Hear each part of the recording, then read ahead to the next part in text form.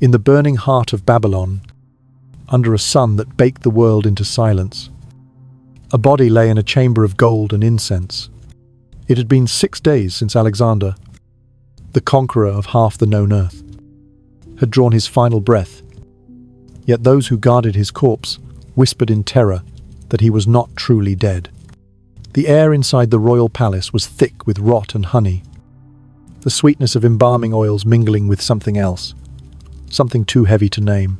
The soldiers standing watch dared not breathe too deeply. They had followed him through deserts, over mountains, across rivers red with blood, but nothing had prepared them for this. The sight of their king, beautiful, even in death, unspoiled, unrotted, the skin pale but perfect, the lips still tinted with the faint blush of life, eyes sealed as if dreaming of conquest. They said the gods had preserved him. They said his soul was trapped between worlds. They said death had tried to take him and failed. Outside, Babylon burned with fever and rumor. The generals argued in the courtyards, their voices echoing against marble like blades, striking shields. Each wanted the same thing, the body. Not the empire, not the crown, not the gold, but the corpse itself. For in that silent shell lay legitimacy, divinity, power. To possess the flesh of Alexander was to inherit his ghost. Yet the body would not yield to time. 6 days passed beneath the merciless June sun, and still there was no decay, no odor of death. The physicians whispered that perhaps the king had not died at all. The priests whispered that he had become a god, and those who had bathed him, those who had washed the sweat and fever from his skin, swore that when they touched him, his body was warm. But then, on the 7th day, something changed. It began not with sight, but with smell, the faintest whisper of corruption. A sweetness turned sour, then the color shifted. The perfection of his flesh faltered. Green crept across his abdomen like an infection of the divine. The embalmers came, their hands trembling, their linen soaked in oil and prayer. They opened him, and the miracle broke. Gas hissed from within, thick and wet, the smell rolling through the palace like punishment. His skin darkened, his lips cracked, and from his mouth poured the fluids of the grave. The conqueror of Persia, the master of Egypt, the son of Zeus himself reduced, in an instant, to the same stinking decay as every soldier who had died in his name. And that was how the story began to unravel. Not with victory, not with a crown, but with a body that refused to obey the laws of gods or men. From that chamber of horror, whispers spread through Babylon like wildfire. Some said he had been poisoned, others that a fever had burned through his veins like molten metal. Still others swore that he had angered the gods by claiming himself divine. But none could answer the question that haunted the city. Why had his body stayed whole for 6 days, only to rot in a single night? To understand that, one must return to the beginning of the end, to the final banquet, the last cup of wine, and the scream that shattered the illusion of immortality. It was late in the month of May, 323 years before Christ. The palace at Babylon glittered like a jewel under the stars, its courtyards alive with torches and song. Alexander reclined among his companions, men who had followed him from Macedonia to the edge of India, their faces scarred by war and dusted with wine.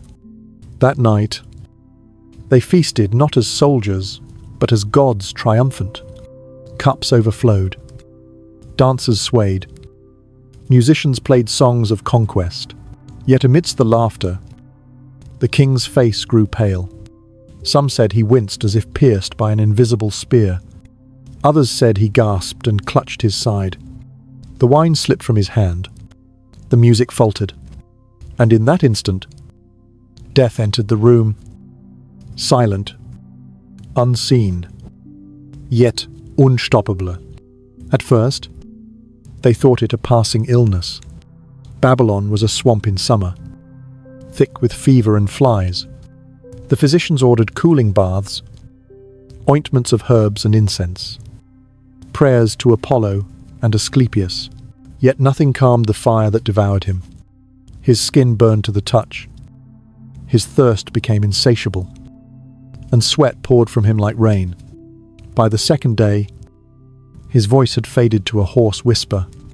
By the third, his strength was gone. He could no longer stand, no longer speak commands. The conqueror of worlds was now a prisoner of his own body. His eyes flickered with fevered visions, armies marching through deserts that no longer existed, rivers turning to blood, gods calling his name from beyond the walls.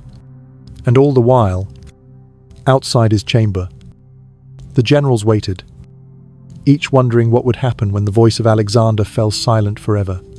The fever lasted 10 days. On the 10th, the sound of his breathing filled the palace wet, labored, uneven. The physicians recognized it. The death rattle, his generals gathered, silent, their armor glinting in the lamplight. One by one, they passed before his bed. Alexander could not speak, could not move. Only his eyes flickered.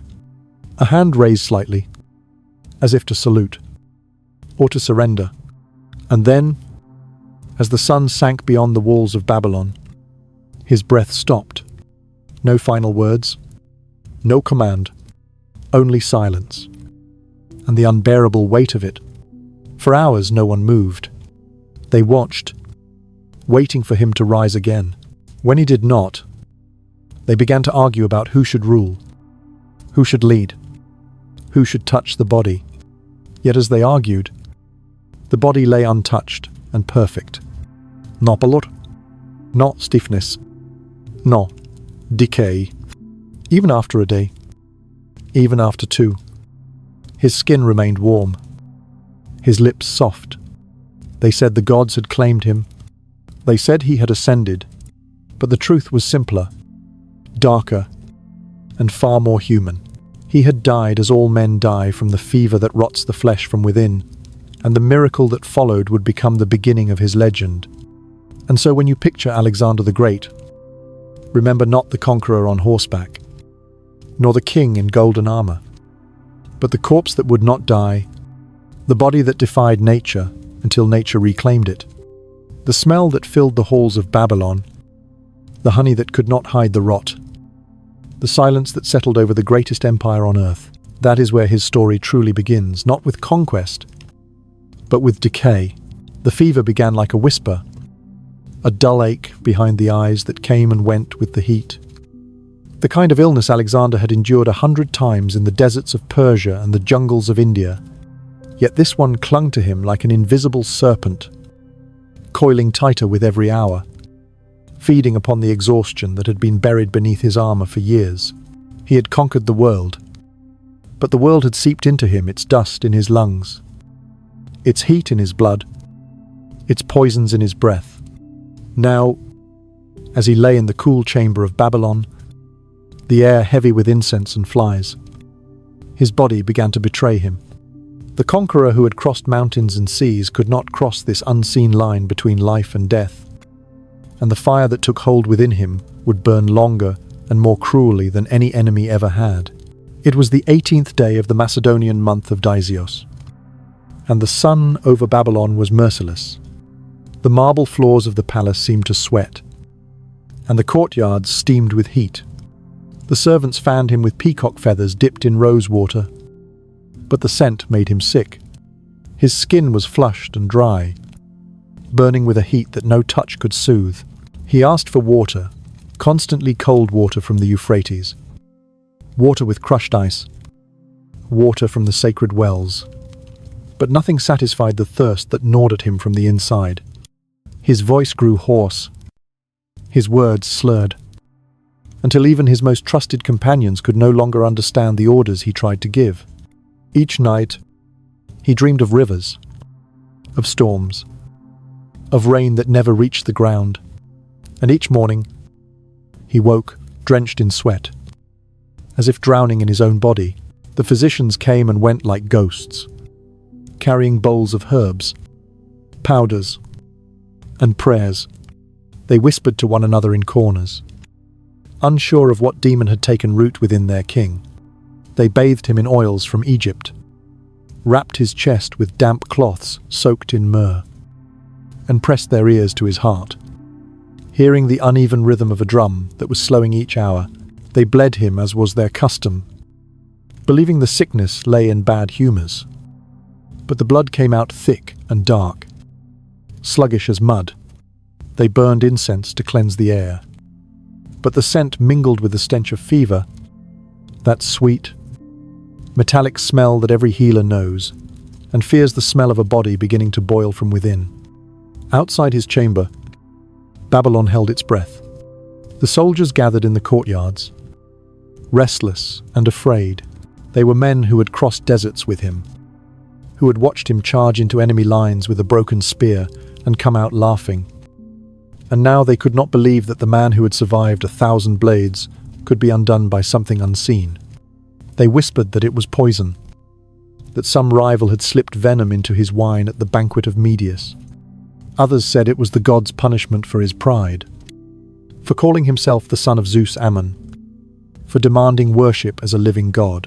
But in the dim chamber where he lay sweating and gasping, Alexander thought only of the sound of drums, the crash of waves, the laughter of his soldiers, and the distant cry of his mother Olympias, echoing from a land he would never see again.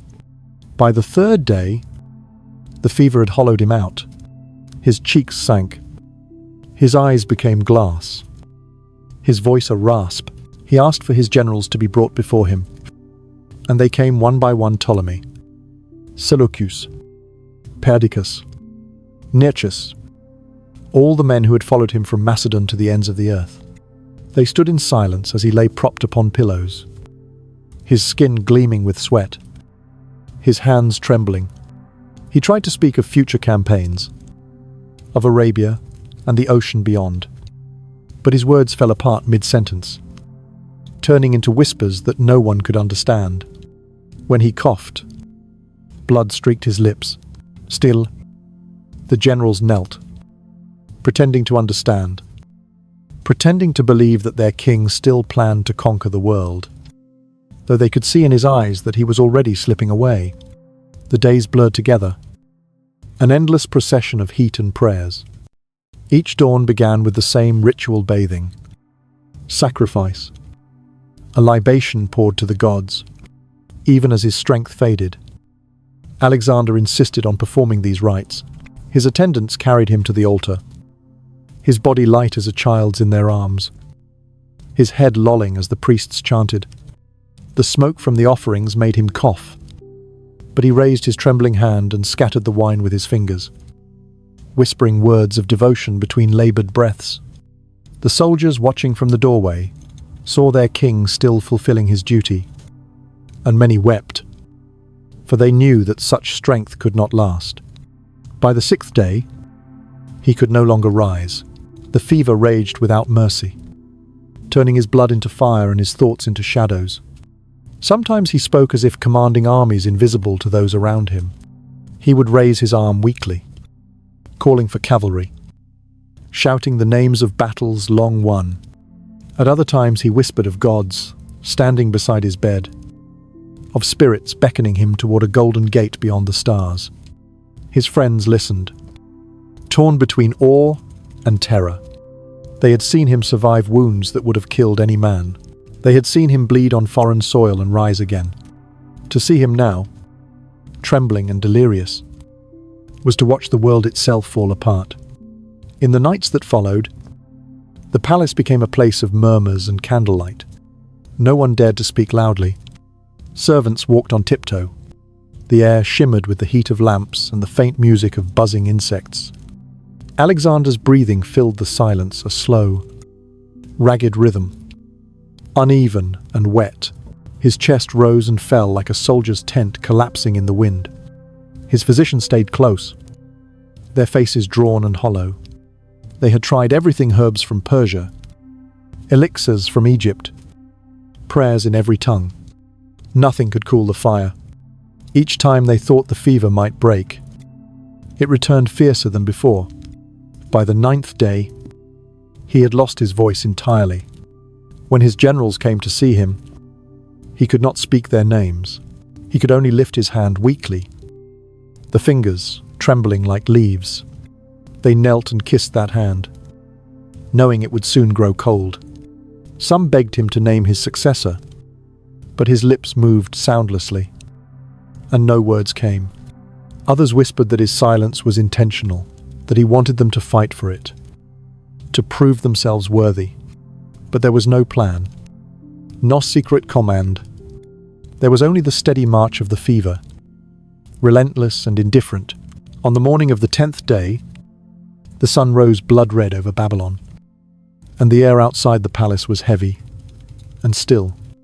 Inside, the torches had burned all night, their flames bending with the heat. Alexander's breathing was shallow, a faint rattle deep in his throat, each breath slower than the last. His eyes were half open, staring toward the ceiling where the painted constellations of his empire glimmered faintly in the lamplight. For a moment, the fever seemed to fade, and his features softened, as if some final peace had reached him. Then, with one long exhale, his chest fell and did not rise again. The silence that followed was so absolute that even the insects seemed to stop. His attendants froze. One of the physicians touched his wrist, then his throat, and then looked to the others with a single wordless nod. It was over. But as they began to prepare the body, a strange thing happened. The warmth did not fade, the color did not drain from his skin. Even as the hours passed, the signs of death did not appear. His body remained supple, his eyes clear beneath their lids, his lips almost smiling. The soldiers outside whispered that perhaps he slept, that the gods had taken him to another realm, only to return him when the stars were right. Thus began the second life of Alexander, the life of a corpse that would not die. As his body lay unchanging in the sweltering heat, the myth of his divinity was reborn, and the men who had served him began to divide, not his empire, but his remains. Outside the palace, the empire he had built trembled. Inside, beneath veils of linen and the perfume of myrrh, the body of a god refused to rot. And somewhere in the stillness, beyond fever, beyond prayer, beyond the reach of men, something ancient and inevitable waited to finish what the fever had begun. The day after his final breath, the palace fell into a silence, so deep it seemed even the walls were listening. The servants moved like shadows. The generals spoke in whispers, and every corner of Babylon held its breath, waiting for the stench of death that never came. The great chamber where Alexander's body rested was filled with flowers, oils, and incense offered not only to mask the inevitable, but to honor the conqueror who had become more than a man. Yet as the sun burned through the windows, hour after hour, the miracle began to reveal itself. His body did not stiffen. His color did not fade. His lips remained red. His skin warm. It was as though he had paused between worlds, refusing to surrender to the decay that claimed all mortals. Those who saw him swore he looked asleep, his expression calm, his chest almost moving with the faint rhythm of breath. And so began the 6 days that would haunt history, the 6 days in which death held back its hand. On the first morning, the priests entered the chamber, expecting to find the air thick with the sweet corruption of flesh. Instead, they found only the perfume of myrrh. The torches had burned all night, but the king's features were unchanged, serene as stone carved by divine hands. The priests crossed themselves in awe, their voices trembling as they whispered prayers of protection, though they knew not whether to ask the gods to guard him or to keep him away. Outside, the soldiers fell to their knees when word spread that the king's body had not changed. They said Zeus had taken pity. They said Apollo had sealed his flesh against rot. They said the gods would soon awaken him to lead them again. By evening, the story had reached the streets. Merchants closed their stalls. Women lit lamps by the river. And the people of Babylon began to sing hymns not to the dead, but to the immortal. On the second day, the generals came to look upon him. They expected ruin and found divinity. Ptolemy was the first to touch him, his hand shaking, as he pressed his palm to Alexander's wrist. The flesh was cool but pliant, the veins still visible beneath the skin. As if blood yet moved within, Seleucus bowed and wept, his tears falling onto the marble floor. Even Perdiccas, proud and hard as iron, stepped back and crossed himself. None dared speak of embalming. None dared speak of burial. For who would dare wound a god's body with knife or fire? They posted guards around the chamber, not to protect him from enemies, but to protect the world from what they did not understand. As the third day dawned, the heat grew unbearable. Babylon shimmered beneath the sun, its streets empty, its sky like a sheet of burning copper. Inside the palace, the walls began to sweat, and still, his body showed no change. The flies gathered at the windows but did not touch him. The air hung heavy with incense and fear. Some of the younger soldiers began to believe he was alive, that the fever had only carried him into a divine sleep. They whispered that they had seen his fingers twitch, that the corners of his mouth had moved. The priests called it blasphemy. But even they avoided the chamber after dark, for in the stillness of the night, strange sounds seemed to echo: the creak of the marble slab, the faint sigh of air, the imagined rustle of breath. By the fourth day, the fever of the living had become worse than the fever that had taken the king. Rumors spilled through the city like water through cracks in stone. Some said the body had become sacred, untouchable, that any who tried to move it would be struck dead. Others whispered that the soul of Alexander was trapped inside, unable to escape, his spirit chained to the flesh that would not yield. The generals argued in secret councils, their voices rising in anger. Should they bury him? Should they burn him? Should they wait? Each had his own desire, his own plan for power, but none dared act while the miracle continued. For as long as his body defied decay, Alexander's presence still ruled them. Even in death, he commanded obedience. On the fifth day, the women of Babylon gathered outside the palace gates, singing hymns to the foreign god who had conquered them.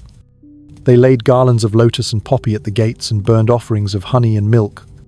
Some swore they saw light shining through the windows of the royal chamber, a glow that pulsed like a heartbeat. The priests declared it a sign of apotheosis, that Alexander had been taken into the company of the divine. They began to prepare a new set of rituals, not for a funeral, but for worship.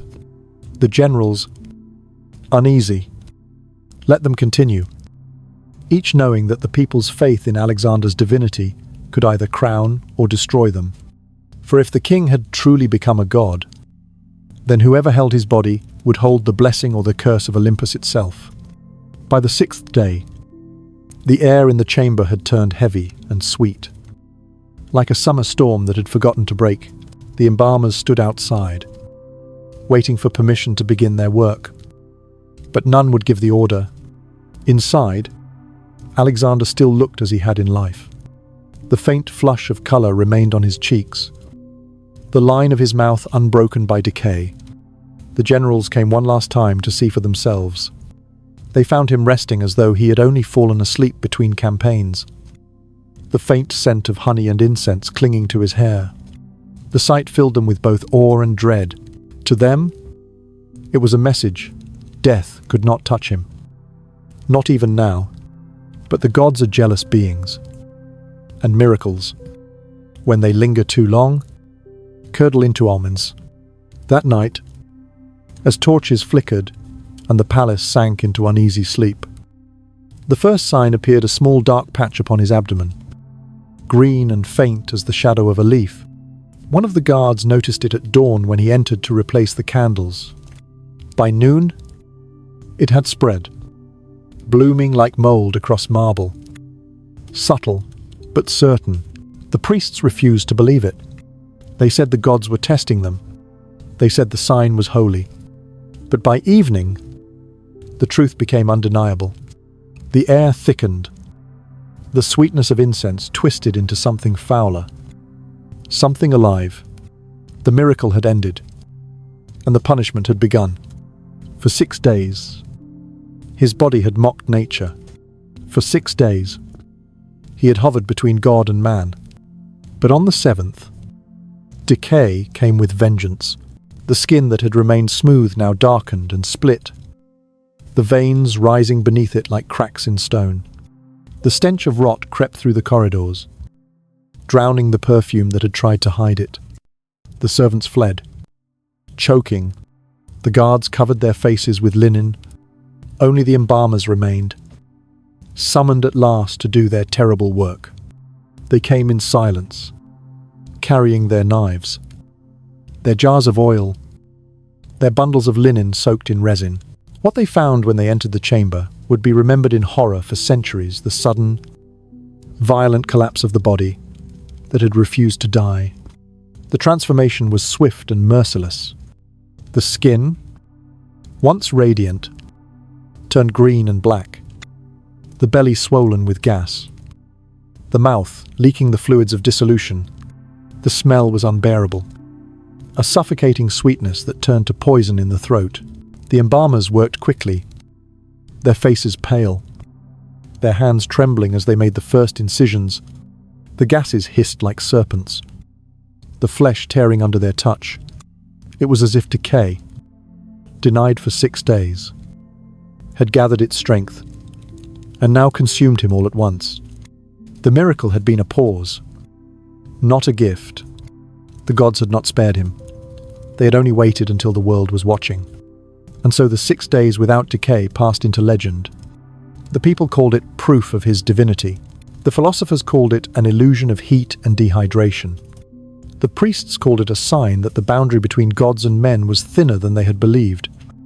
But for those who had stood in that chamber, who had breathed that impossible air, it was something else entirely: a haunting, a memory of a king who would not surrender, even in death. And as the embalmers began their desperate labor, the scent of honey turned to rot, and Babylon, the city that had once crowned him in triumph, now held its breath again, waiting to see whether even death could conquer Alexander the Great. When the embalmers entered the royal chamber, they did so with their faces covered and their hearts trembling. For what awaited them was no longer the peaceful image of the sleeping conqueror, but a vision of nature's revenge. The marble floors were slick with melted wax and the remnants of incense. The air hung thick with a sweetness that turned the stomach, a smell of honey, corrupted, of myrrh, soured into rot.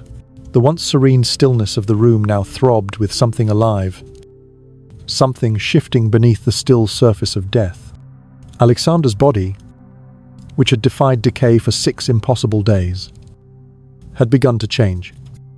And not gradually as they had expected, but suddenly, violently, as if the gates of corruption had been torn open all at once. The embalmers, men who had seen every stage of death, who had touched generals, queens, and nameless soldiers, stopped in their tracks. The first thing that struck them was the color.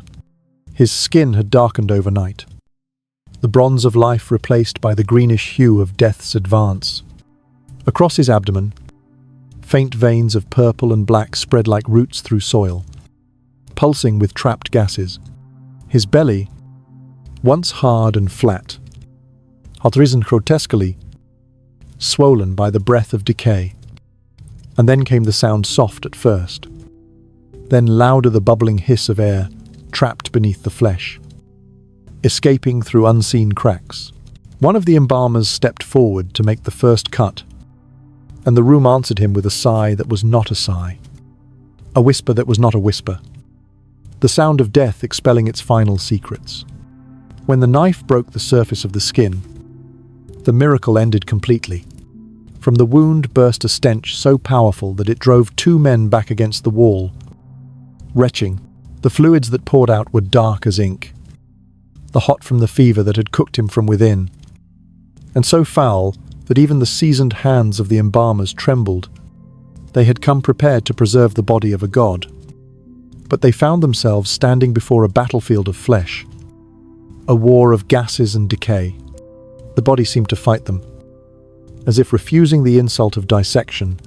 Each time they touched the flesh, it slipped, tearing beneath their fingers, revealing the slick red beneath. The linen they laid upon him turned black within moments. No prayer could drown out the noise of the fluids dripping to the floor or the sound of bubbles rising beneath the skin like something alive trying to escape. And yet they persisted. For to abandon their work was unthinkable. This was Alexander of Macedon, the King of Kings, the master of the world, and his remains were sacred. The priests watched from the doorway, chanting through the folds of cloth that covered their mouths, their voices rising and falling like a dirge. The embalmers moved with desperate precision, slicing along the side of his abdomen to remove what remained of the organs. But what they found inside was no longer recognizable. The heat of Babylon had done its work well. The intestines had liquefied, the liver had turned to a blackened sludge, the lungs had collapsed into shapeless masses, and the stomach had ruptured, flooding the body cavity with a foul mixture of decay. The heart, the sacred heart that had once driven 1,000 campaigns, was barely solid enough to hold in their hands. One of them whispered that this was divine punishment, that no man who claimed to be a god could escape the vengeance of the heavens. But another said quietly that it was not punishment, only time doing what time always does. The king had conquered the world, but not the body he lived in. It was not hate or curse that consumed him now, but the simple hunger of the earth reclaiming what was hers. The embalmers worked faster, draining the fluids, packing the hollowed body with natron and resin.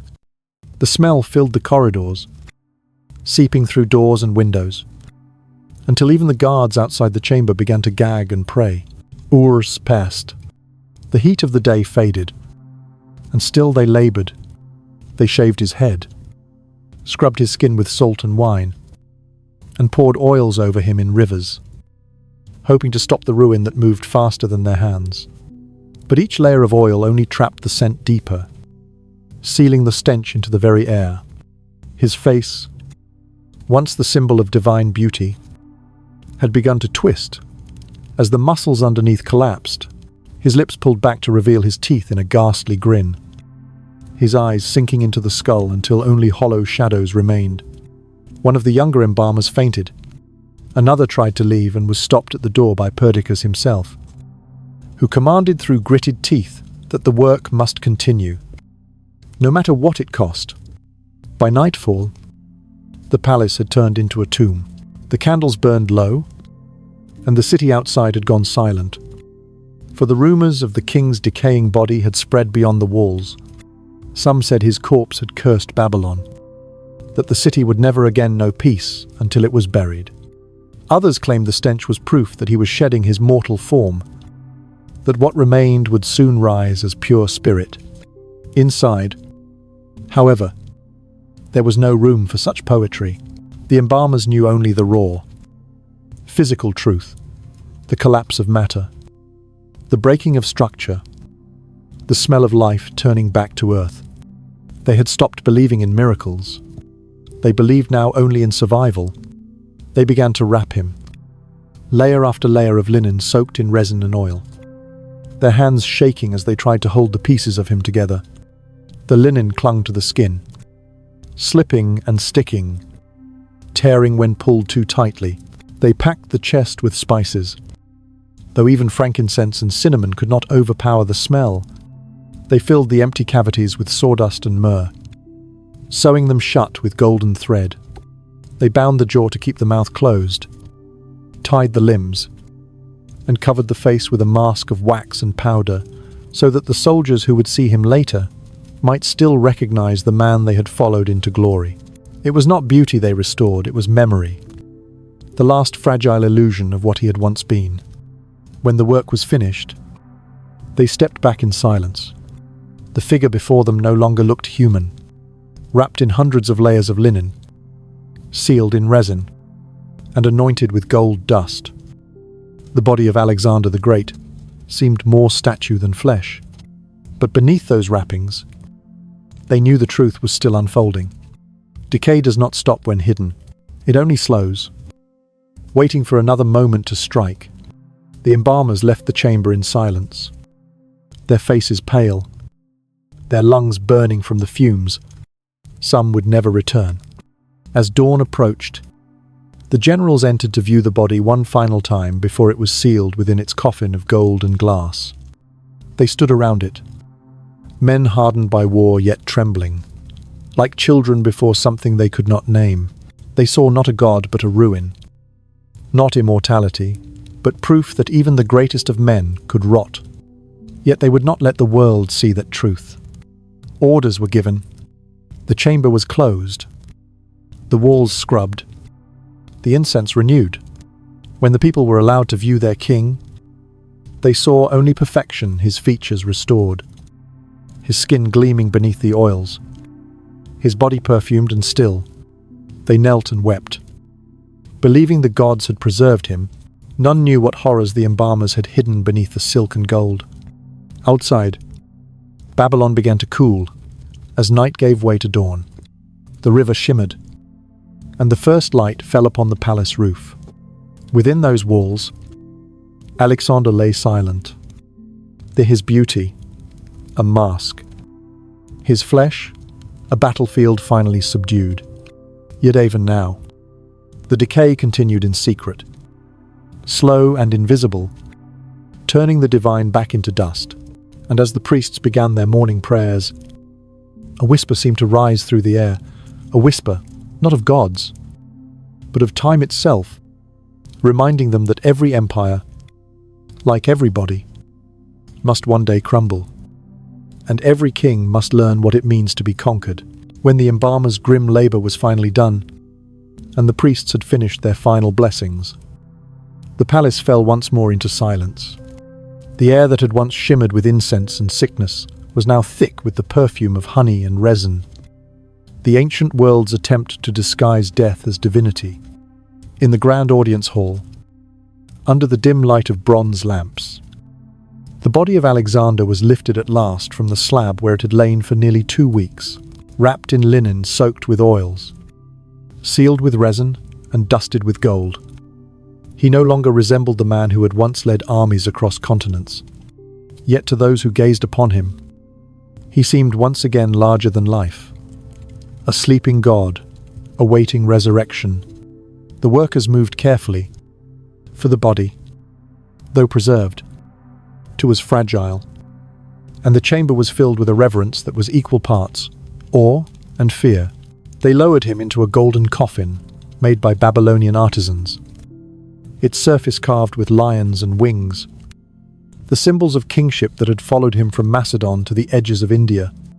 Beneath the flickering light, the coffin gleamed like captured sunlight, and for a moment, it seemed that death itself had been fooled into believing the conqueror still reigned.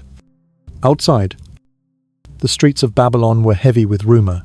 The people whispered that Alexander had ascended to Olympus, that his body was only a shell, and his soul had become a star. Others said he slept, and that when the time was right, he would rise again to finish the conquest he had begun. But within the walls of the palace, the living were no longer thinking of miracles, they were thinking of power. For Alexander had left behind an empire too vast to rule and too young to endure. His generals, the men who had once called him brother, had begun to call one another enemies.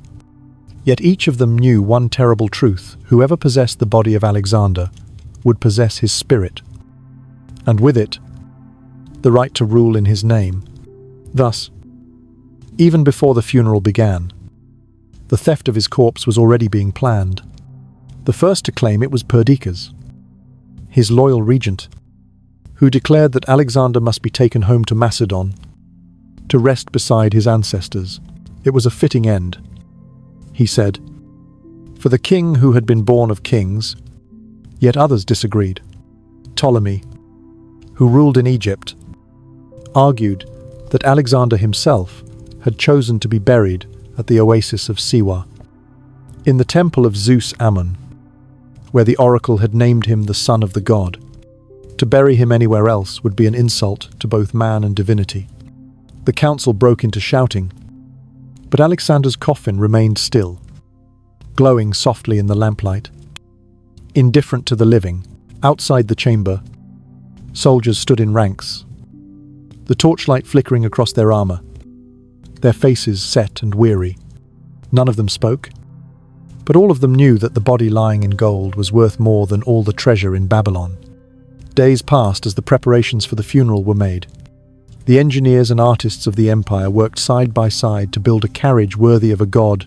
It was not a mere chariot or wagon, but a moving temple of gold and ivory, crowned with sculpted lions and eagles, each wheel carved with scenes of his victories: the fall of Tyre, the crossing of the Hydaspes, the burning of Persepolis. On its roof rose a gilded canopy, supported by columns shaped like Macedonian soldiers, their shields engraved with the son of Vagina. Within the carriage, the golden coffin would rest beneath a veil of blue silk, surrounded by flowers and torches that would never be extinguished.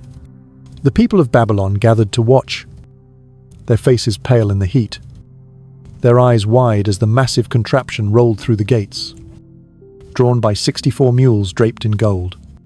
The sound of the wheels echoed like thunder on stone, a procession not of mourning but of conquest. The funeral was to cross the deserts, to carry the king home to Macedon. But fate, like a serpent waiting in the dust, had other designs, for as the procession made its slow way westward, shimmering beneath the desert sun, Ptolemy of Egypt rode north with his army. He had watched the skies, read the omens, and made his choice. To rule Egypt was not enough. He would rule the memory of Alexander himself. He would take the body and make it his relic, his divine claim to the throne. The funeral cortege had just crossed the border into Syria when Ptolemy's soldiers appeared upon the horizon, a sea of spears glinting beneath the burning sky. The guards of Perdiccas had no warning before they were surrounded. No blood was spilled at first. There was only the silent exchange of glances, the understanding that history itself was being stolen. Ptolemy approached the carriage and dismounted, walking alone toward the coffin. He stood for a long time before it, the wind stirring the dust around him. When at last he spoke, it was not to the soldiers, but to the dead. "Forgive me, my king," he whispered, "but Egypt will keep you now." His voice trembled, for even in death, Alexander seemed to hold command over the living. Then, with a motion of his hand, the coffin was turned southward, away from Macedon, away from Babylon, toward the Nile and the city that bore his name. The journey to Egypt was long and brutal. The desert winds rose like fire, and the sun beat down upon the golden carriage until the metal itself grew too hot to touch. The guards covered the coffin with layers of linen and silk, but beneath the wrappings, the decay continued. The embalmers who had prepared him had done their work well. Yet time and heat are relentless masters. Each night, when the procession stopped to rest, a faint odor escaped from the carriage, the same heavy sweetness that had haunted the palace in Babylon. The priests traveling with the body whispered prayers into the wind, begging the gods to keep the king intact until he reached the sacred sands of Egypt. When at last they arrived in Memphis, the ancient capital, the people lined the streets in silence. The coffin, gleaming with sunlight, was placed in the temple of Ptah, where Ptolemy himself presided over the final rites. He bowed before the coffin, though his mind was already on the future. In that moment, the body of Alexander became more than a relic. It became a throne. From it, Ptolemy would build a dynasty that would rule for centuries, calling themselves the heirs of a man whose flesh had turned to dust. The priests sang, the torches burned, and the golden coffin gleamed as if alive. But within it, The process of decay went on, patient and unstoppable, beneath all the layers of linen and honey. Years later, when the new city of Alexandria rose beside the sea, Alexander's coffin was moved once more, carried through streets that bore his name, past temples and colonnades that had not existed when he drew his last breath. The tomb built for him was magnificent, a chamber of glass and marble that shimmered in the eternal light of Egypt. There he would rest, or so they believed. But the living are never content to let the dead sleep. Emperors came to see him, to touch him, to claim him as their own. Julius Caesar wept beside the coffin. Augustus broke his nose trying to crown him. Caligula stole his armor to wear in madness. Each man who reached into that golden box thought to claim immortality, and each left with only dust upon his hands. For centuries, the tomb stood as both shrine and warning. Pilgrims came to see the body of a man who had conquered the world, though beneath the golden mask and the perfume of the priests, there was nothing left but silence. Time eroded even the memory of where he lay. The city grew over itself. Stones piled upon stones, the centuries folding the tomb deeper into the earth. The golden coffin that once blazed under the sun disappeared into darkness, just as every empire that followed him would disappear in its turn. And so the body that once ruled the world became what all bodies must become, an echo. A question, a secret whispered through time. The coffin gleamed for a while. The priests sang their songs, and the kings who stole him thought themselves immortal. But the dust beneath that gold knew better. For in the end, there are no thieves of empire, only caretakers of its ruin. And even the conqueror of the world cannot keep what the earth has already claimed. In the heart of Alexandria, where the wind from the sea carried the scent of salt and myrrh, a tomb rose from the sand like a promise, whispered to eternity. It was said to be the most beautiful resting place ever built for a mortal man, a chamber of marble and glass, guarded by statues of lions and gods. Its walls painted with scenes of triumph and stars. Beneath its domed roof lay the golden coffin of Alexander, resting in the center of a vast hall, illuminated by oil lamps that never went out. The priests kept watch day and night, feeding the flame that was meant to symbolize the immortality of his spirit. The air inside was cool and dry, perfumed with incense, and filled with a silence that felt alive, as though the walls themselves remembered the weight of his name. The citizens called it the Soma, the body, for even in death, Alexander had ceased to be a man and had become an idea. Visitors came from every corner of the empire, their footsteps echoing softly as they descended into the dim chamber.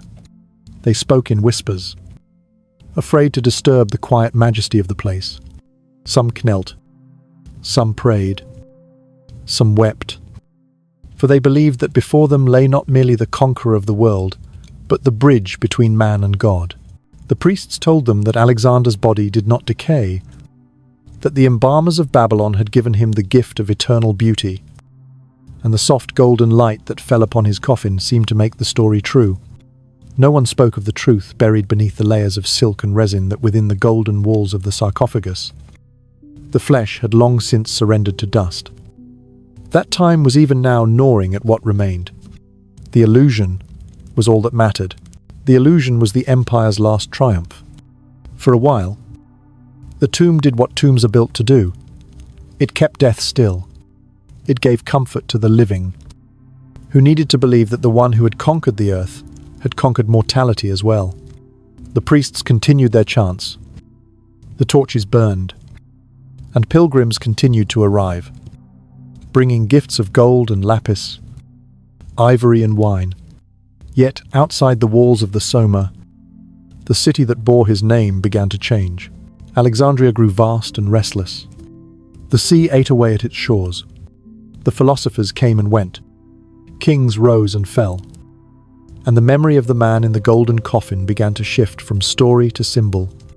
People no longer spoke of his flesh, but of his shadow, of what he represented, rather than what he had been. In the flickering lamplight of the tomb, Even the priests began to forget that there had ever been a body there at all. Time passed. Soft and relentless, the dynasty that had built the tomb crumbled. As all dynasties do, the sons of Ptolemy warred among themselves, spilling blood upon the same sands where their ancestor had stolen Alexander's coffin. Each ruler, in his turn, visited the Soma, bowing before the golden coffin as if it could grant legitimacy. They looked upon the gilded mask, upon the serene features moulded from wax and faith, and they believed themselves part of his legacy. But the more they fought, the weaker their blood became, and soon Egypt itself fell into the hands of new conquerors. The Romans came with their banners and their laws, and even they bowed before the tomb. Julius Caesar entered it in tears, kneeling beside the glass sarcophagus. Augustus followed, touching the body through its casing, breaking the nose by accident, and leaving with shame. Yet he too ordered that the tomb be guarded, that offerings be made, for even Rome, which claimed to rule the world, could not ignore the power that slept beneath Alexandria's sand. But time is a quiet thief, and even gods grow forgotten when new gods rise. Centuries rolled on like waves against stone, eroding memory as surely as the sea erodes the shore. The torches that had once burned forever began to gutter. The priests who had tended them died without successors. The city changed its language, its faith, its masters. The marble halls cracked. The painted ceilings darkened with smoke and dust. The sea winds carried sand into every crevice, burying the entrance little by little, as if the earth itself were reclaiming what had been borrowed from it. And still, deep below, the golden coffin remained, the air around it heavy with silence. The body within reduced to fragments of linen, shards of bone, the ghost of a man who had once believed he could command the heavens. No one can say exactly when the tomb was lost. Perhaps it was during the riots that tore Alexandria apart in the age of the Caesars, when temples burned and statues were dragged through the streets. Perhaps it was when the great earthquake shook the city and half of it slid into the sea, the waters closing over marble and gold alike. Or perhaps it was simply time, indifferent and patient, that buried the Soma beneath layers of its own, forgetting. The records stopped. The priests were gone. The pilgrims no longer came. And so the most magnificent tomb of the ancient world vanished as though it had never existed, taking with it the final trace of the man it had sought to immortalize. Yet legends never die easily. Even as the centuries passed, whispers of the lost tomb persisted. Some said it still lay beneath the old quarter of Alexandria, sealed beneath the ruins of palaces and churches, waiting for the world to remember. Others claimed the body had been moved secretly, carried across deserts to the oasis of Siwa, to rest at last beneath the temple of his divine father. There were even those who believed the tomb was cursed, that those who sought it would go mad, consumed by the desire to touch the dust of immortality. Scholars and emperors alike searched for it. Excavations were made, prayers were offered, fortunes were spent, but the sands revealed nothing. The golden coffin, the marble walls, the eternal flame all gone, swallowed whole by the centuries. Still, the name of Alexander endured. It echoed through the halls of new empires and the pages of new histories, whispered by conquerors who saw in his story their own reflection. Yet none of them knew where he slept, or what had become of his bones.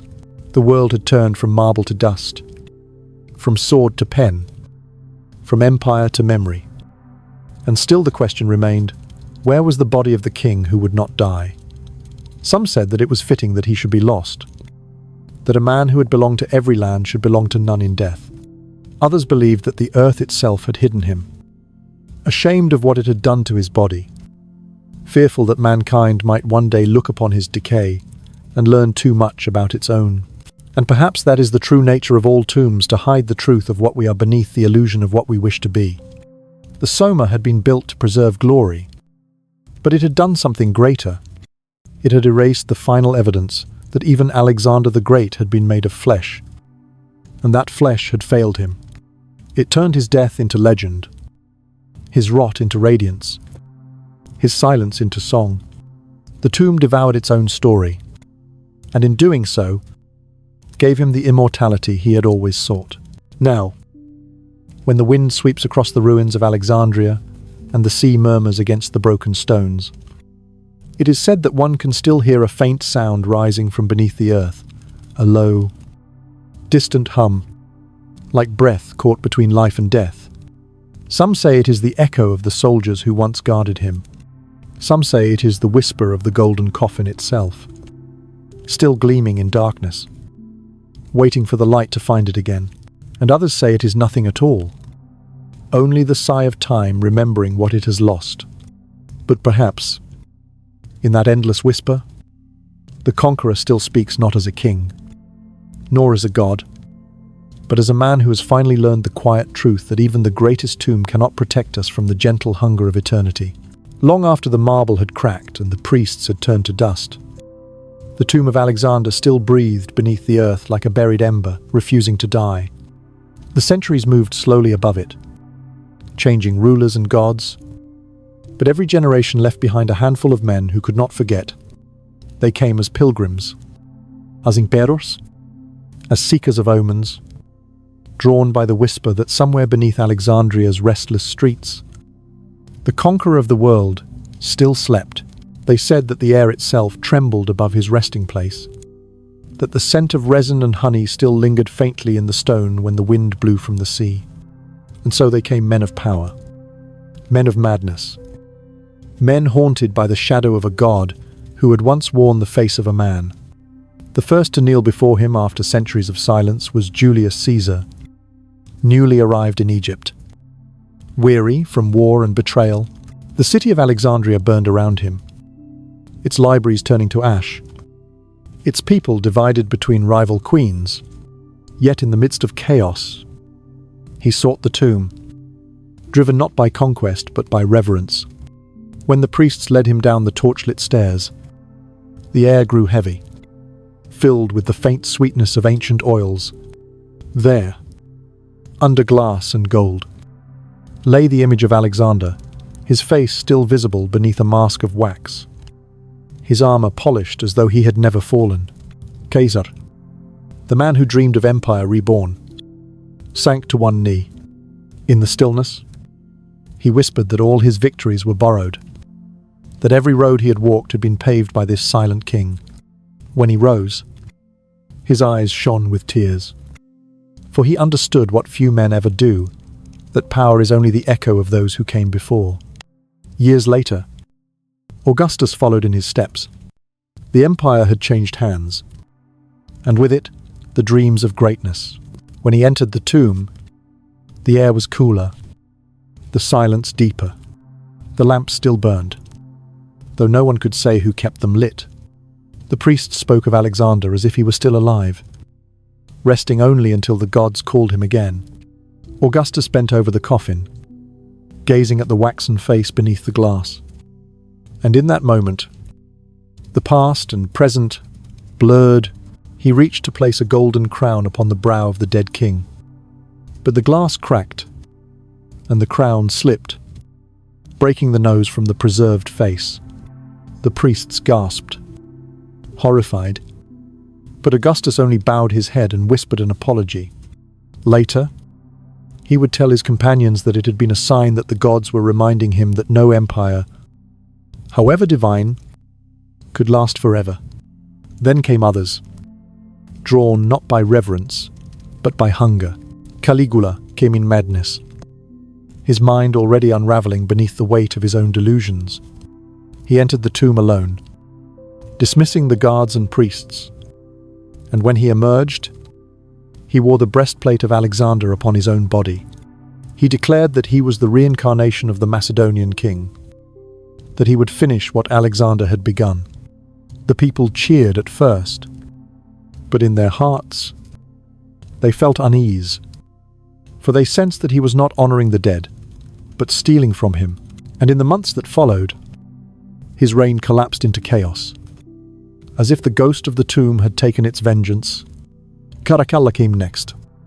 Darker and more desperate. He too sought the favor of the dead king, believing that by standing in his presence, he could absorb the spirit of conquest. The priests, older now and fewer, led him through the ruins of the city to the dim chamber where the golden coffin still lay. The once clear glass was clouded with age, the metal dulled, but the shape within was unmistakable.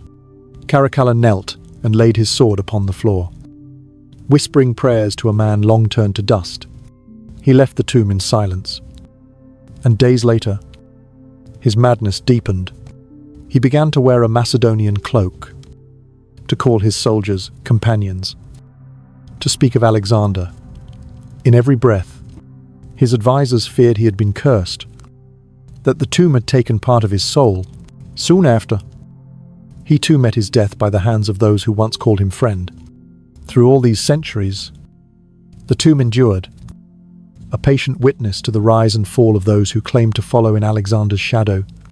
But with each visitor, it changed. The gold tarnished, the glass dimmed, the air grew colder. The priests who once tended the eternal flame aged and vanished, their prayers swallowed by the silence they once guarded. The city above shifted and rebuilt itself, layer upon layer, until even the streets forgot the way to the Soma. By the time new empires rose in distant lands, the tomb had become a myth, half memory, half dream. The conqueror, who had once been the axis of the world, was now a ghost, his body hidden beneath the weight of time. Yet, even as the centuries passed, stories persisted among the people of Alexandria. Fishermen swore that when the sea was quiet, they could see the reflection of a golden shape beneath the water, like sunlight trapped below. Scholars wrote of a faint tremor that ran through the ground on certain nights, as though the city itself was breathing in its sleep. And travelers claimed that sometimes, near the ruins of the old royal quarter, they could hear a whisper carried on the wind, a voice low and calm, speaking in a language long forgotten, a voice that made the hairs on their necks rise and their hearts grow still. They said it was Alexander himself, restless beneath the earth, calling to those who still sought him. In the end, the visitors ceased, for the tomb itself disappeared.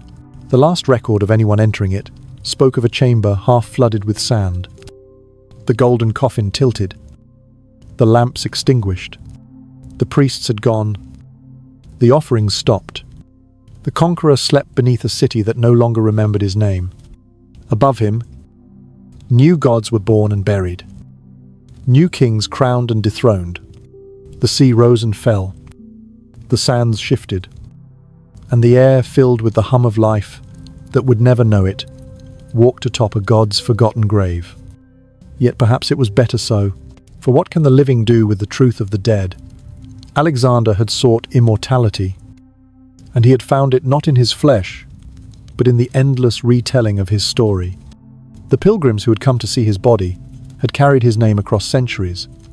Each emperor who touched the coffin had kept his legend alive, even as their own faded into dust. The tomb, though vanished, had done its work. It had turned the conqueror into eternity itself. And now, when the moon rises over Alexandria and the wind sighs through the broken pillars of the old city, it is said that the sea glows faintly with a strange light. Sailors who look too long into that glow swear they see the outline of a golden coffin, drifting just below the surface, the face of a man carved in shadow and starlight, eyes half open, as if dreaming of empires that no longer exist. They say the sea keeps him, that the waves guard his rest better than any temple ever could. And sometimes, when the night is still and the world holds its breath, it seems that the whisper returns, the same whisper that has followed his memory across the ages. No tomb can hold a legend. No grave can silence a name. For Alexander is not gone. He lingers in every dream of power, in every ambition that reaches beyond its grasp, in every heart that refuses to yield to the decay of time.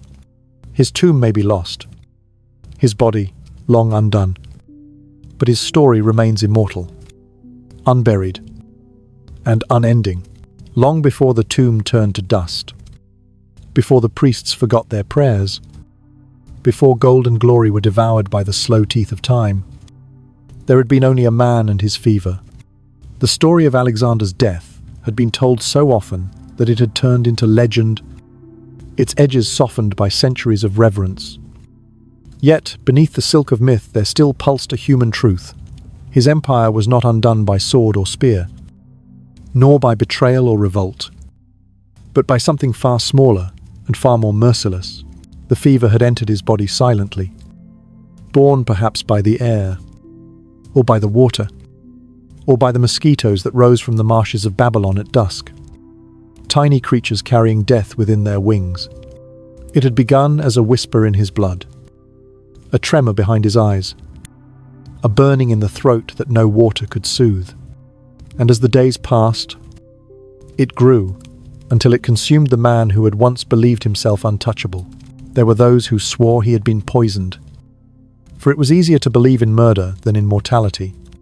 A king as mighty as Alexander, they said, could not die by chance.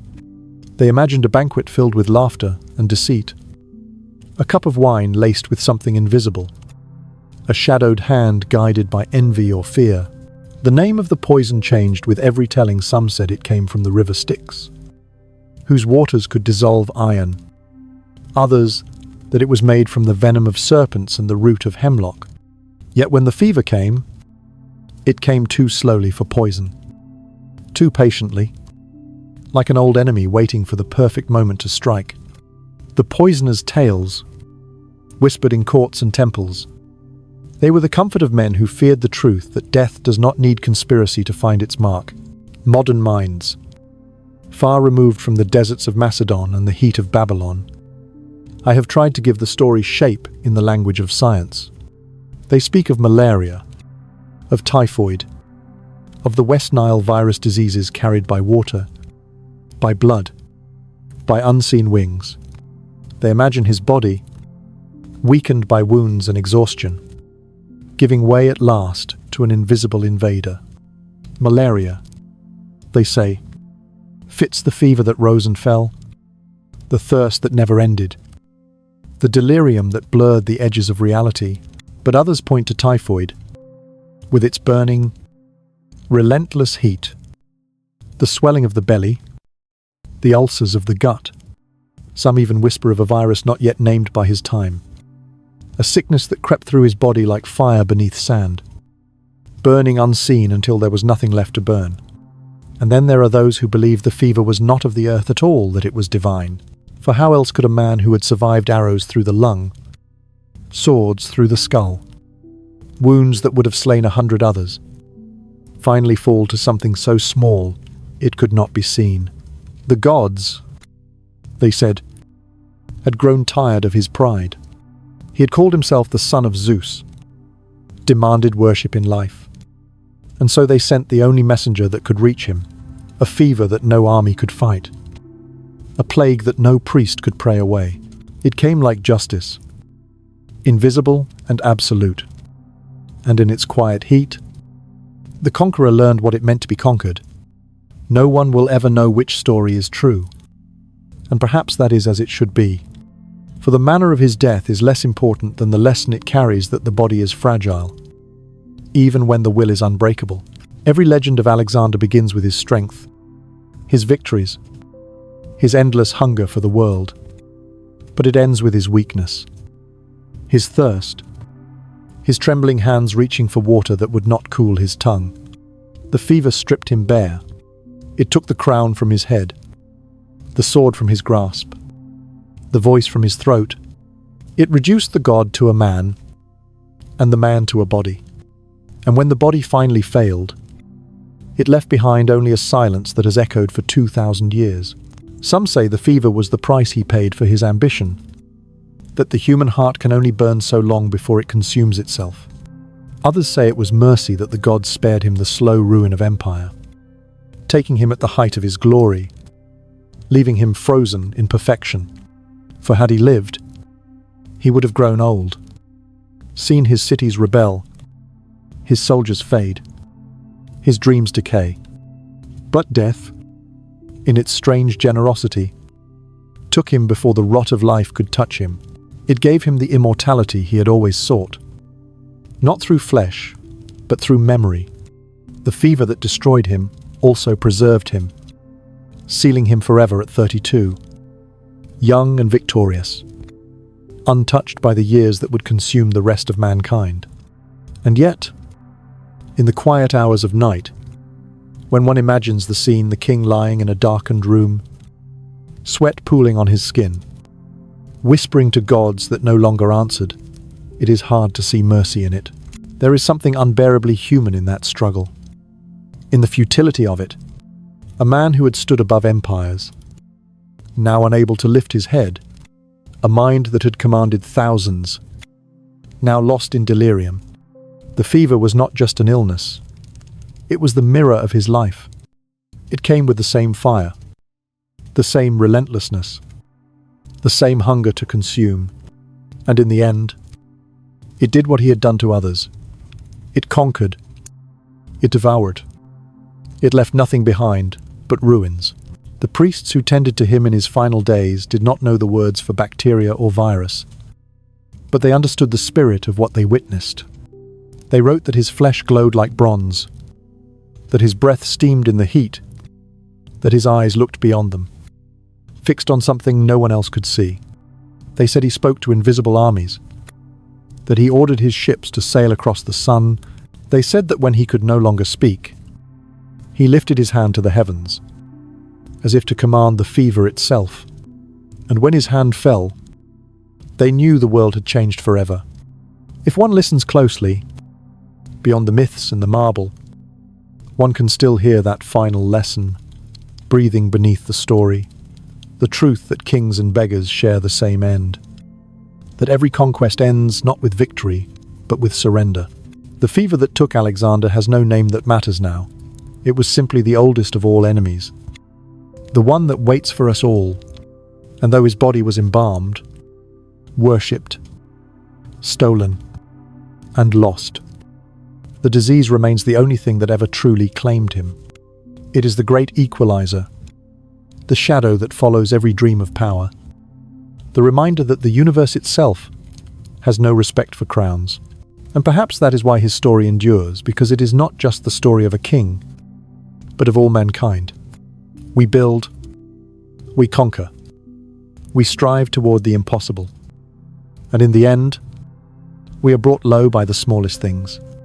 Alexander's empire collapsed. His tomb disappeared. His body turned to dust. But his fever, that invisible, unrelenting force, still lingers in memory, the perfect symbol of human fragility.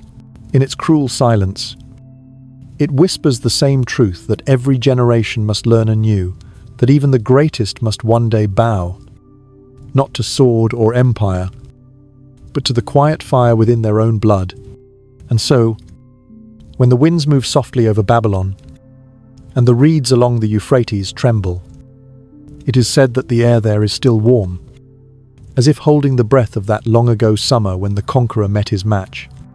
The fever may have ended his life, but in its heat, it forged his eternity. For the disease that conquered the conqueror did not destroy his name, it purified it, leaving only the ghost of ambition, glowing forever in the dark. Long after the fever had burned away the last of his strength, and long after the priests sealed his body within gold and linen, something far older and quieter began its work. Decay does not roar like battle or blaze like conquest. It whispers. It begins in silence, in the places where warmth once lived. When the blood stops moving, when breath no longer stirs the lungs, the kingdom of the body collapses. The heart that once commanded armies now lies still. And in that stillness, another empire awakens, an empire without banners, without mercy, ruled by invisible legions. The same body that had once carried the will to conquer the world now becomes a world itself, filled with creatures too small to see, each performing its ancient duty. It is not vengeance, nor cruelty. It is balance. It is nature reclaiming what ambition had borrowed. Within hours of death, the hidden life inside him began to stir. The very cells that had obeyed his every thought began to dissolve, their walls breaking like the gates of a captured city. The heat that had once radiated from his skin turned inward, trapped, feeding the slow burn of transformation. The air within his chest filled with gases, the scent of change creeping through the room like smoke. The first flush of green appeared across his belly, faint as moss on stone. His muscles softened, his eyes collapsed into shadow, and the body that had once glowed beneath sunlight began to shimmer with another light, the dim, glistening sheen of dissolution. To those who stood near him, it must have seemed like punishment, but the truth was simpler. The earth was only taking back what was hers. The process was relentless but strangely elegant. It was a kind of alchemy in reverse. A transmutation, not of lead into gold, but of flesh into dust. What had once been strength became fluid. What had once been warmth became gas. What had once been light became darkness. The men who embalmed him tried to stop it with honey, with resin, with linen and prayer. But decay is patient. It does not fight the living. It waits. The oils they poured into his wounds only sealed the truth beneath a sweeter scent. The linen they wrapped around his limbs only held the silence tighter. Every effort to preserve him became part of the ritual of surrender. Beneath all that gold, the slow chemistry of the universe continued, indifferent to crowns and gods. If one could have looked upon the body in those days, one would have seen not horror, but transformation. The gases swelled and escaped. The skin pulled taut. The colors deepened from bronze to green to grey. Within the cavities, the organs melted and mingled, forming strange, iridescent pools that shimmered faintly in the candlelight.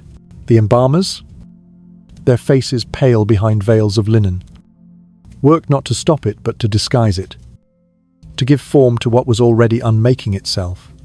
They became servants not of preservation, but of illusion, trying to convince the living that their king was still beautiful, still divine.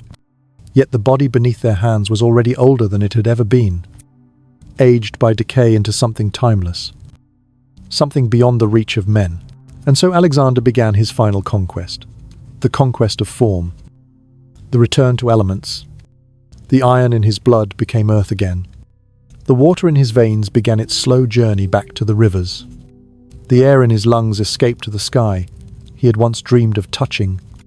Even the faint minerals within his bones whispered back to the stone that had borne him. In this, there was no defeat. It was the oldest cycle, the one every life obeys. The conqueror of the world was conquered only by the world itself. Modern science gives words to what the ancients called mystery. It speaks of autolysis, of bacterial bloom, of gases and acids. It measures decay in stages fresh, bloated, active, dry, each one a note in the symphony of return. But the ancients understood something deeper, something the language of chemistry cannot capture. They knew that decay is not the end of life, but the continuation of it. The body does not vanish. It transforms, changing shape, the way fire becomes smoke. To them, the rot of the flesh was the whisper of the gods, a reminder that nothing ever truly dies. It only changes hands. Perhaps that is why the priests of Babylon wept, not when they saw his skin darken, but when they realized it was too perfect, too still. Perfection belongs only to what no longer lives. And when the embalmers finished, when the last thread of linen had been tied, and the last prayer spoken, Alexander's body became something between man and monument, sealed within layers of gold, resin, and belief. He was no longer subject to ordinary decay. The process continued within, slow and silent, locked beneath the armor of preservation. Over years, then centuries, his flesh would dry and shrink, His bones calcify, his body turning lighter, emptier, more brittle. He became an echo of himself, a hollow statue filled with air. And when that air escaped, when the tomb was cracked open by time or greed, all that remained was dust fine enough to slip through fingers, dust that might have mingled with the sand of Alexandria, with the wind that crossed the sea, with the breath of every pilgrim who spoke his name. In that dust lies the truth of all power. It is not the sword or the empire that endures, but the transformation that follows, the same decay that took his flesh, took his legend, and reshaped it. His death became story. His story became faith. His faith became memory. The science of decay is the art of transmutation, the universe reshaping itself through what it consumes. Time, like a vast and patient alchemist, turned his body into myth, his silence into song. The rot that once filled the palace became the perfume of legend. Sweetened by centuries of telling, perhaps that is why his story still glows, faint and golden, in the imagination of those who hear it. The same heat that once fevered his blood now burns in the minds of those who remember him. He has become a process rather than a man, a law of nature rather than a name. His body decayed, but his image multiplied, carried by word, by art, by dream. That is the true alchemy of time, the turning of flesh into memory, of corruption into reverence, and somewhere, beneath the shifting sands, the remnants of his tomb may still wait. The gold, long since tarnished, the linen brittle as ash, the bones scattered and nameless. Yet if one were to open that coffin now, one would find not horror, but peace. The scent of resin would still cling faintly to the air, a ghost of devotion. The space where his heart once rested would be hollow, filled only with the dust of centuries. And in that dust would lie the proof of what he had become, not a god, not a corpse, but the meeting place between matter and myth. For in the end, decay is only another kind of creation. The body falls apart, and the world gathers it back into itself, reshaping it into wind and soil and breath. Time, the patient sculptor, smooths the edges until nothing remains of the man but the idea. And that idea, freed from flesh, no longer needs preservation. It travels farther than any army, lives longer than any empire. It becomes eternal, because it has learned to let go. There comes a moment in every story when silence becomes the truest ending, when the dust that has fallen upon centuries speaks more clearly than any voice. The tale of Alexander does not end in battle, nor in the gold of his tomb, nor in the fever that consumed him. It ends in dust quiet, weightless, eternal, somewhere beneath the restless sands of Alexandria or the forgotten earth of Memphis. His body has long since surrendered to time, but the world has not. The same world that once trembled beneath his armies still whispers his name in the corners of history.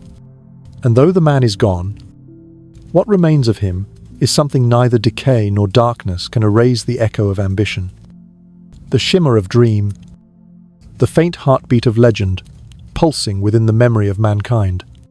Dust, after all, is not an ending. It is a beginning disguised as loss. The same particles that once formed his body now move unseen through the world, settling on the stones of ruined temples, mingling with the soil of faraway lands he once conquered, drifting through the air that fills the lungs of those who still speak of him. Perhaps, in some forgotten breath, the dust of Alexander passes through us even now. In that way, the conqueror has achieved what no empire ever could, to become part of everything. His immortality was not in the gold that encased him, or the priests who chanted his name, but in the quiet persistence of his story, woven into the tapestry of existence itself. There is something profoundly human in that. We all wish to be remembered, to leave a mark, to resist the tide of forgetting. Alexander's empire fractured within years of his death. His generals tore his dream into pieces, and the cities he founded fell to ruin. Yet he endures because his decay was transformed by memory. The same dust that once clung to his robes has settled into the pages of books, into the voices of poets, into the hearts of those who see in his rise and fall the mirror of their own fragile greatness. His immortality is not the shining eternity of a god, but the soft endurance of an idea, the belief that even in dying, something of us remains. The ancients would have said that the gods took pity on him, that they lifted his spirit into the stars. And perhaps they did.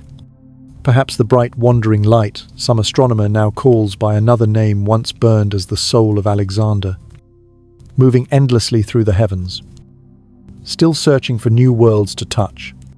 But even if no such star exists, the thought itself is its own kind of truth. For what is eternity if not the memory we leave in the minds of others? The stars are made of fire and gas, and so are the stories that survive us. One burns in the sky, the other in the human heart. When the philosophers of later ages spoke of mortality, they often turned to his example. To them, Alexander was both the warning and the wonder, the proof that power cannot conquer time, but also that the human will can transcend it. His death revealed what his life had hidden, that even gods must die to be remembered. Had he lived to grow old, his name might have faded into the dust of ordinary kings. But by dying young, by falling at the height of his glory, he became eternal youth itself, the embodiment of every dream that ends before its beauty fades. Time did not destroy him. It polished him. Like a stone smoothed by the river of ages, the sharp edges of cruelty, arrogance, and blood have worn away, leaving only the gleam of courage and destiny. The man is gone, but the reflection remains. There is a quiet wisdom in how the earth treats its dead. It asks for everything back: flesh, bone, breath, and gives in return a different kind of life. Flowers grow from graves. Rivers carve new paths through forgotten cities. And even the ruins of empire become the foundation of something new. So it was with Alexander. His decay fed the myth that nourished generations. His tomb, whether buried by sea or swallowed by sand, became less a place and more an idea, a shrine not to his body, but to what he represented: the hunger to go farther, to touch the edge of the world, to defy the final limit that binds all living things. And though he failed, the attempt itself became immortal. In this, there is a tenderness that history rarely grants. We imagine his body turning to dust, and yet that dust shines brighter than the empires that claimed his name. We imagine the honey sealing his flesh, the resin hardening over his skin, the linen wrapping him in silence. And we realize that what they preserved was never the man, but the memory. The preservation of flesh was an act of denial. The preservation of story was an act of faith. Time devoured the first, but it nourished the second. The true embalmers of Alexander were not the priests of Babylon, but the storytellers of the centuries. Those who carried his death as gently as a lamp through the darkness. Even now, when scholars and dreamers search the ruins of Alexandria, digging through the rubble in hope of finding his lost tomb, what they seek is not bones or gold, but proof that memory is real. They wish to touch the border between myth and matter, to find the place where a man became a story, and perhaps that place no longer exists, or perhaps it never needed to. For Alexander's true resting place is not beneath the earth, but within the imagination of the world he once sought to rule. The tomb has vanished, but the legend still breathes, and every retelling keeps it alive. A pulse beneath the dust of time. If one listens closely in the silence of night, when the world is still and the mind wanders through the corridors of memory, one can almost hear him, the soft echo of hooves in distant sand, the faint rustle of banners under an unseen sun, the quiet murmur of a king who believed that death could be delayed by will alone. It is not the voice of a god, nor of a ghost, but of something more enduring, the voice of every soul that ever wished to leave something behind. The whisper says what Alexander learned too late, that eternity is not a place, but a presence. It does not live in tombs or temples, but in the breath of those who remember, in the dreams that rise from the dust long after the body has gone. And so his story ends where all stories end, not in darkness, but in light diffused through time. The conqueror became the conquered, the flesh became dust, the dust became legend, and the legend became truth. Somewhere, beyond the reach of empire and decay, the idea of Alexander still walks through the imagination of humankind. Forever young, forever unfinished, forever reaching toward another horizon. His immortality is not in the body that rotted, but in the silence that followed, the silence that still speaks, reminding the living that to die is not to vanish, but to become part of the great whisper of the world. And when the wind moves across the ruins of the ancient city, carrying the scent of salt and stone, it feels as though the air itself remembers him. The dust rises, glittering faintly in the sun, and for a moment, just a moment, it seems to take the shape of a man walking toward the sea, his shadow long, his head unbowed, his eyes fixed upon an endless horizon. Then the wind shifts, and he is gone again, scattered into light, into air, into forever. For this is how all immortality begins, not with the refusal to die, but with the grace to remain in memory, quietly, endlessly, like dust floating in a sunbeam that never fades.